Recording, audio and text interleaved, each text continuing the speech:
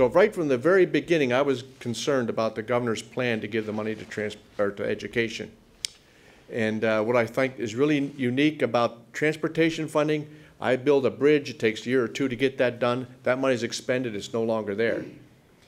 The school safety part that's in the passport education, there's a school resource officer in there.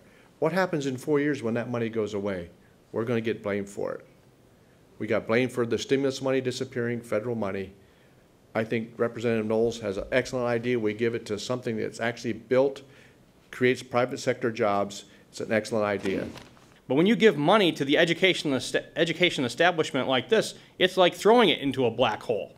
Because all it will be used for is to drive those salaries up that are continuing to be one of the main drivers for our pension problem. So the last thing we need to do is to create a new entitlement type of setup for our education establishment, giving them this money for a series of years and that they'll then be depending on in future budgets will create a hole in their budget that they'll turn around and tell the state taxpayer they need more from them at the end of it. It's easy for us to sit down and agree with the governor on spending money on education. And I don't disagree with the ideas that he has out there for the different programs and how to spend. This is not a disagreement on his programs that he's even proposing.